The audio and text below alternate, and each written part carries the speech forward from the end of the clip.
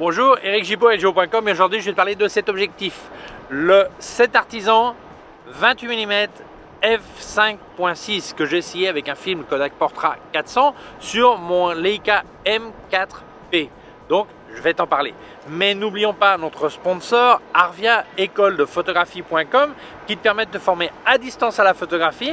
Je te raconterai tout ça en fin de vidéo. Mais si tu veux déjà des informations, je te laisse le lien, le téléphone, le lien du site, le téléphone, le email. Alors en général, ils préfèrent qu'on les appelle par téléphone. Ça évite les attentes, les retards, tout ça. Parce que quelquefois, il peut y avoir des petits problèmes sur le site, c'est déjà arrivé.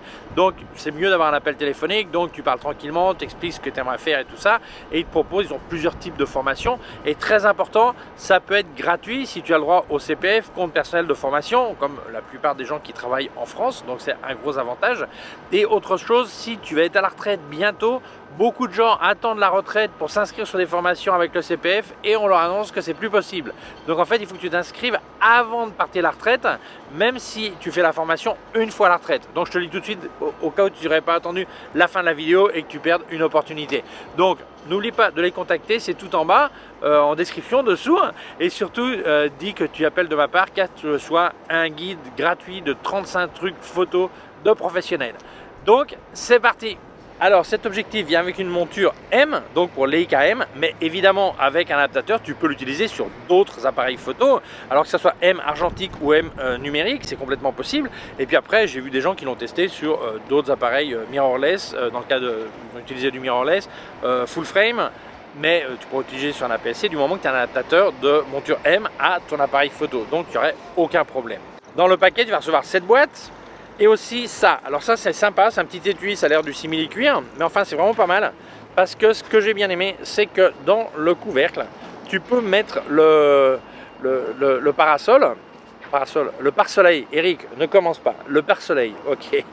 Et là, l'objectif va ici. Dans la boîte, tu vas trouver, évidemment, des instructions, ok, un petit manuel. Tu vas trouver l'objectif, les bouchons avant, arrière et le pare-soleil qui est monté ici. Mais autre chose qui en général fait paniquer les gens, c'est que tu as trouvé un tournevis. Alors beaucoup de gens aiment entretenir cette crainte, cette peur du tournevis en faisant croire qu'ils mettent des tournevis parce qu'il faut tout ajuster quand ça arrive. Et c'est pas forcément bien intentionné ce genre de rumeur, mais je ne vais pas rentrer là-dedans, mais la réalité c'est que moi, c'est pas la première fois que je reçois un objectif qui a un tournevis inclus et je n'ai jamais eu de problème ni ajusté quoi que ce soit. Alors pourquoi ils mettent ce tournevis en fait? Si là sur mon Leica j'avais un objectif Leica au lieu d'avoir celui-ci, si je me rendais compte que le télémètre n'est pas correctement ajusté pour cet objectif, eh bien j'aurais pas trop de choix que d'envoyer l'objectif chez Leica qui me fasse un ajustement en envoyant l'appareil et l'objectif et avec le prix que ça implique, le temps que ça implique et tout ça. Donc plusieurs marques qui font des objectifs compatibles Leica M simplement incluent le tournevis. Ils t'expliquent comment ça s'ajuste et c'est extrêmement facile. Alors si c'est un M numérique ou un appareil photo numérique, c'est encore plus facile puisque tu vas pouvoir voir aussi sec en faisant la photo, voir quel est le problème. Si c'est une pellicule argentique, pour pas dépenser la pellicule, que ça soit ajusté, c'est très simple. Tu laisses simplement l'arrière levé, ouvert. Tu mets un papier calque là où il y aura le film. Et là, tu prends une loupe et tu regardes que la mise au point est correcte. Et si c'est nécessaire, eh bien tu ajustes, tu déplaces un petit peu la partie arrière de l'objectif en desserrant une vis, en tournant un tout petit peu. Et c'est vraiment extrêmement facile. Donc il n'y a vraiment pas à s'inquiéter là-dessus. Je trouve ça même méchant que certains qui n'ont même pas essayé ce genre d'objectif critiquent tout de suite simplement parce qu'il y a un tournevis. Alors ne les écoute pas. Tu peux écouter ceux qui ont vraiment essayé et dans ce cas là tu pourras te faire une opinion. Que certains ont peut-être eu des problèmes et ont dû ajuster, c'est possible, mais dans l'ensemble ce n'est pas le cas. En tout cas moi ça ne m'est jamais arrivé ni avec celui-ci ni avec les autres. Voilà, donc continuons sur des données techniques et surtout pour te montrer les photos que j'ai fait et te donner mes impressions sur cet objectif. Alors ça fait quelques vidéos que je demande un petit service à ceux qui voient mes vidéos. La réaction est très positive et je remercie énormément parce que le petit service c'est simplement, si tu ne l'as pas encore fait, c'est de t'abonner à la chaîne. Grâce à ça, il y a des entreprises comme par exemple 7 Artisan, dès que je suis passé au-dessus de 80 000 abonnés, ils ont enfin accepté de m'envoyer des objectifs pour présenter. Donc je les remercie à eux, mais je remercie surtout tous ceux qui se sont abonnés. Et si toi tu l'as pas encore fait, ça serait vraiment sympa de le faire, parce que je suppose que quand j'arrive à 100 000, il y aura encore d'autres choses qui me permettent de répondre aux questions des gens qui suivent ma chaîne, et c'est sympa si tu le fais. Voilà, continuons. Alors, petite visite physique. Tu vois, c'est 100% métal, ça vient avec un bouchon métallique, ça c'est complètement métallique, et ça vient aussi donc avec le parasol. Alors le parasol sans boîte, tu le mets là, moi j'aligne les deux logos, ok, et tu pousses. Alors ça c'est peut-être le truc qui m'a le moins convaincu, bien que ça marche très bien. J'ai l'impression, comme les deux sont métalliques, j'ai l'impression qu'il y a un petit joint qui a l'air plastique à l'intérieur, peut-être pour éviter de rayer, mais j'ai quand même l'impression qu'avec le temps ça va finir par rayer le devant, la pièce avant, surtout que quand le pare-soleil est mis, j'ai encore dit parasol, oh, c'est la folie, qu'en espagnol on dit parasol, donc quand le pare-soleil est mis, eh bien tu ne peux plus mettre le bouchon, donc tu vas avoir peut-être tendance à le mettre, l'enlever, le mettre, l'enlever. Donc bon voilà, bon, c'est un petit peu le seul truc que je dis, ça j'aurais préféré un système peut-être clic ou je sais pas, mais qu'il n'y ait pas cette force comme ça. Alors ici, tu as la bague de diaphragme, ça va depuis 5.6 jusqu'à F22. Alors il y a des clics, tous les stops, c'est-à-dire tous les diaphragmes entiers. Alors première chose, je pense que les clics, il faudrait qu'ils soient un peu plus fermes, parce que tu peux accidentellement les bouger. Deuxièmement, je pense qu'il y avait la place d'avoir des demi-clics, donc je t'aurais fait des demi-diaphragmes. Je pense que c'était bien, ok, d'avoir des demi aussi, des tiers peut-être pas, mais au moins ne pas avoir que des entiers, à mon avis. Après, le diamètre du filtre, c'est 35,5 mm. Alors, il y a des filtres dans cette taille, mais c'est pas aussi courant qu'un 39. J'aurais peut-être préféré 39, je sais pas, ok, voilà. Alors, après, tu as la bague de mise au point. Alors, à différence du TT Artisan 28 mm 5.6 que j'avais présenté, je te laisse le lien là. Celui-ci, quand tu arrives à l'infini, c'est toi qui volontairement peux bloquer sur l'infini. Par contre, le TT Artisan, automatiquement, il se bloque. Et après, si accidentellement tu es arrivé là, c'est le bazar, parce qu'il faut que tu redébloques. Moi, le bazar, c'est pas compliqué non plus. Mais t'es, ah mince. Tandis que là, c'est vraiment toi qui décides quand tu bloques et quand tu bloques pas. Dans ce sens-là, je préfère. Ici, tu as une échelle de profondeur si tu veux faire de l'hyperfocal, ok. Alors, petit truc, beaucoup de gens disent de 5.6 jusqu'à F22, mais c'est pas lumineux 5.6. Ça n'a pas de sens d'acheter un 5.6. Si, en fait. Parce qu'il ne faut pas oublier pourquoi est faire cet objectif. Cet objectif, c'est un objectif qui est pensé pour la photo de rue, de même que le 28 mm 5.6 de Leica.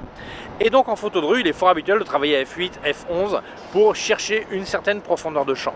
Donc ça permet d'avoir 5.6, d'avoir un objectif qui est plus trapu, plus petit, qui prend moins de place. Tu n'es pas en train de payer pour des diaphragmes que tu ne vas pas utiliser. Donc il y a en fait complètement de sens à utiliser ce genre d'objectif, même s'il commence seulement à 5.6. Moi, je pense que ça a une logique complète. Voilà. Donc, je vais te donner d'autres informations techniques et surtout te montrer des photos et te donner mon avis. Alors, quelques petites infos techniques que j'avais pas encore dit, que j'ai oublié de dire pour l'instant, c'est le diaphragme, c'est 8 lamelles. Donc, bon, tu vois l'aspect, hein, c'est peut-être pas, comme c'est pas une profondeur de champ très courte, à 5-6, bah, t'as pas un bokeh super flou. Donc, pour donner une valeur à ça, moi, ça me semble correct, hein, les résultats que je vois ici. Autre chose, la mise au point, distance minimum, c'est 1 mètre. Alors il y a des gens qui diront 1 mètre, mais il y a certains Leica c'est 70 cm. Ben ouais, il y a 70 et il y a 1 mètre, ça dépend des modèles d'objectifs. Et surtout, il ne faut pas oublier que Leica, quand ils ont sorti le 28 mm 5.6 actuel, c'est en fait un renouvellement, un remake d'un ancien 28 mm 5.6 qui lui faisait la mise au point à 1 mètre. Donc moi je pense qu'ils ont repris cette philosophie, et aussi bien TT Artisan que 7 Artisan, eh bien ils ont fait cette idée d'ouvrir comme ça. En fait, je parle des deux, mais beaucoup de gens pensent que c'est la même entreprise. 7 Artisan n'a rien à voir avec TT Artisan, ok. Bien qu'il y ait le mot artisan, mais enfin artisan, on l'utilise dans d'autres vocabulaires aussi, d'autres marques, ok. Donc voilà, donc rien en commun, voilà. Alors la mise au point, moi je trouve qu'elle est vraiment, la bague de mise au point est vraiment douce, hein, elle est bien, ni trop douce, ni trop ferme. Je pense qu'elle est vraiment pas mal, voilà.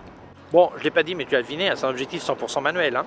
Alors, l'angle qui est couvert en 24-36, c'est 75,8 degrés. Ok, ça a une idée de l'angle si tu l'utilises sur un capteur, ce qu'on appelle full frame, voilà, ou sur une pellicule 24-36. Ok, donc, on va parler un petit peu de la qualité optique. La netteté, à 5.6, au centre, à mon avis, elle est tout à fait correcte. Sur les bords, c'est un peu plus mou. Alors, est-ce que c'est un problème? Si tu fais la photo de rue, à mon avis, c'est pas vraiment un problème parce que ton sujet va être dans la zone pas forcément au plein centre, mais plus au centre. Donc, c'est pas forcément un problème.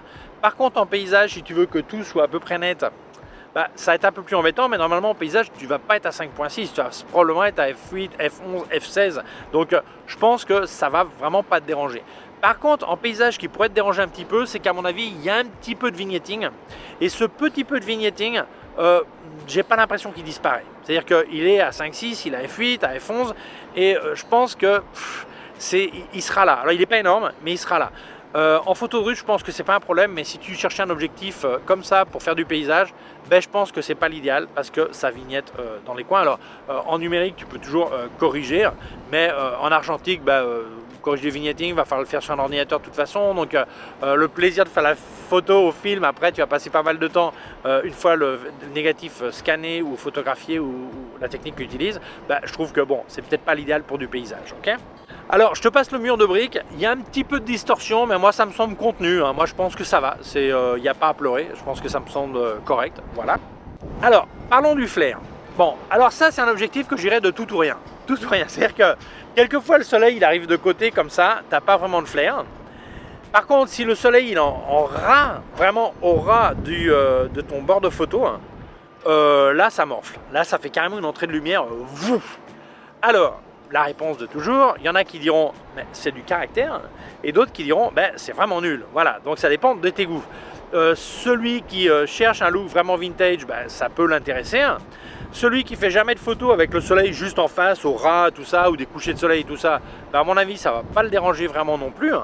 Par contre, celui qui avait l'idée de faire la photo beaucoup de paysages, le soleil qui descend sur l'horizon et tout ça, je pense que c'est pas non plus l'objectif pour ça, voilà. Mais voilà, que ça soit clair, le flair t'en as pas ou t'en as énormément, voilà. Mais t'as pas le petit rayon doux, gentil, tout ça, ça n'existe pas, voilà. Alors le poids très raisonnable, 130 grammes, ok. Alors dans l'ensemble, moi je trouve que c'est un objectif qui est très intéressant parce qu'il est compact, il prend pas de place, il est pas lourd. Et après, il y en a qui vont préférer celui-ci et d'autres qui vont préférer le TT Artisan. Alors, je compare les deux, mais je ne te parle pas du Leica. Ils vont préférer ceux qui peuvent se permettre le Leica. Alors, moi, je pense qu'il faut le voir comme ça. Est-ce que tu utilises énormément le 28 mm comme focale? Oui, non. Si tu l'utilises énormément, est-ce que payer le prix du Leica, est-ce que ça vaut le coup? Il n'y a que toi qui peux savoir. Après, ça peut valoir le coup, mais est-ce que tu peux le payer? Il n'y a que toi qui peux aussi savoir. Je ne vais pas demander le budget de chacun. Donc, celui qui a un Leica M, qu'il soit argentique ou qu'il soit numérique, je pense que c'est une super option, ce genre d'objectif, qui va lui permettre justement à un moindre prix, à peu près 10 fois moins cher que le Leica, de s'amuser avec ça, faire des photos, le connaître et vraiment trouver son look, son charme ou ses inconvénients, ses avantages, comme on devrait faire avec chaque objectif de toute façon. Mais voilà. Après, il y en a d'autres qui vont dire ouais, mais moi, c'est limite, ça m'intéresse pas. Pourtant, c'est pas des limites énormes, mais bon, peu importe. Mais moi, je préfère avoir le entre guillemets vrai, le Leica. Je suis prêt à payer les, je sais plus si c'est pratiquement 3000 € au lieu des 300 ou 400 que coûte celui-là, ou je sais plus, 250. Je sais plus combien il coûte celui-là. Ok, 250 ou 300, je sais plus. Dire moi, je préfère payer carrément le tarif plein pot et je suis content. Après, il y en a qui vont hésiter entre celui-là et le TT Artisan. Bon, le look du TT Artisan est vraiment similaire au Leica. Là, ils ont un look qui est plus moderne à mon avis et qui peut plaire plus ou moins. Ça dépend des gens. Mais je pense que c'est vrai que le look c'est sympa sur un appareil, mais ça peut être aussi intéressant de regarder surtout les résultats, voir si ça plaît plus ou pas. Voilà. Donc moi je pense que cet objectif, je trouve recommandable, de la même manière que j'ai recommandé le TT Artisan. Les différences en qualité optique sont vraiment similaires. Dans un cas, il y en a un qui plaira plus et l'autre c'est l'autre suivant, hein. Donc je n'ai pas voulu faire une comparaison non plus l'un contre l'autre ou l'un avec l'autre, et je pense que les deux sont complètement recommandables. Et celui-là, moi j'ai bien aimé, bon, sauf le petit bac, j'aurais aimé que ça soit plus ferme, voilà. Mais sinon, je pense que c'est une grande opportunité pour des gens qui ne veulent pas se ruiner et qui ont peut-être un Volander ou peut-être un Leica M film ou numérique, ou alors avec un adaptateur, donc d'avoir un objectif payable pour ce genre de focale et cette philosophie. Voilà, donc voilà, moi je pense que super. Donc en description, je te laisse un lien où tu peux les acheter. Si tu es sur l'Europe, eh ben, même dans le monde entier, ils vendent. Hein. Il y a Digit Photo qui en dispose, donc je te laisse leur lien en description. Okay, donc merci cet artisan de m'avoir envoyé l'objectif. Merci à toi de voir la vidéo, mais n'oublions pas de remercier notre sponsor Arvia, écoledephotographie.com, qui te permet de te former à la photographie à distance, donc par internet, c'est à ton rythme. C'est-à-dire que tu vas passer 10-12 heures par semaine, ça va durer entre 8 et 12 mois suivant la formation que tu choisis. Il y a depuis l'idée d'arriver jusqu'à amateur averti ou carrément arriver jusqu'au niveau de pro en passant un bac pro. Donc il y a plusieurs formations, c'est un petit peu à toi de voir ce qui te plaît le plus. Et aussi, l'avantage c'est que la formation peut être gratuite si tu as le droit au compte personnel de formation qui ne t'oblige pas à te former pour travailler là-dedans, mais aussi pour tes loisirs. Bon, la loi est comme ça, si tu peux t'en profiter, profites-en. Voilà. Alors, les professeurs qui vont te corriger sont des professeurs et sont des photographes diplômés qui passent du temps à t'expliquer les résultats, les exercices qu'il a fallu que tu fasses, que tu as monté sur la plateforme et tout ça. Donc je pense que c'est un plus. Il ne faut pas oublier que cette école, c'est la mieux cotée avec 5 sur 5 au niveau des écoles de photographie qui marchent par CPF. Donc je pense que c'est une excellente référence. Ils ont plus de 10 ans d'expérience. Alors, quand je parle d'Arvia, je parle toujours aussi d'un truc photo, un conseil photo en relation à ce que je suis en train de présenter. Bon, la relation elle est toute simple. Imagine que tu vas tu décides d'acheter une focale fixe et tu ne sais pas laquelle prendre. Alors, tu n'as pas forcément besoin d'un 28 mm. Alors, ce que je t'explique, c'est aussi bien pour ça que pour n'importe quel appareil photo, qu'il soit numérique, argentique, peu importe.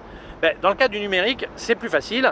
Tu ouvres tes photos des dernières années ou derniers 6 mois ou dernières années, tu regardes les exifs, si tu avais un zoom surtout, si tu avais focale fixe, tu connais ce que tu avais, mais si tu as un zoom, tu regardes les exifs et tu regardes en général à quel zoom, quelle focale émet ton zoom. Si tu vois que dans l'ensemble, c'est toujours du 35 mm, il est plus logique d'acheter un 35 mm si tu veux une focale fixe. Si tu es toujours à 28 mm, c'est sans doute que tu préfères le 28 mm. Donc dans ce cas-là, c'est plus logique d'acheter un 28 mm et ainsi de suite. Donc c'est vraiment facile. Et en cas de doute, tu prends un morceau de scotch, tu scotches ton zoom sur la distance focale que tu penses qui t'intéresse, tu passes une semaine à faire de la photo sans pouvoir toucher le zoom, et là tu vois si vraiment tu es à l'aise ou pas sur cette focale. C'est aussi simple que ça. Donc voilà, merci Arvia d'avoir sponsorisé cette vidéo, merci à toi d'avoir vu la vidéo, merci évidemment à cet artisan. J'ai aussi un 35 mm f2 que j'ai acheté il y a quelques années, j'ai jamais eu le temps de le présenter, mais je vais le faire, je vais le présenter, c'est promis, aussi pour monture M, mais cet artisan a aussi d'autres objectifs pour d'autres montures, donc j'espère qu'ils vont m'en envoyer d'autres pour pouvoir les présenter. Donc, si tu penses que cette vidéo peut intéresser d'autres personnes, je t'invite à la partager sur les réseaux sociaux. Si tu ne l'as pas encore fait, je t'invite à t'abonner à ma chaîne YouTube. Il y a un petit bouton par là et une clochette.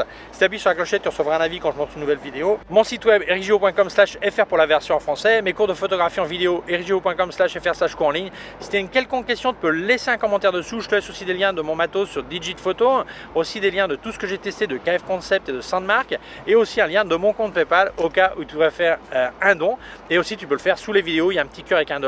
Tu peux faire un don, évidemment il n'y a aucune obligation, ça file un coup de main, mais chacun peut et veut comme il peut et veut, voilà. Donc prends soin de toi et à très bientôt, ciao.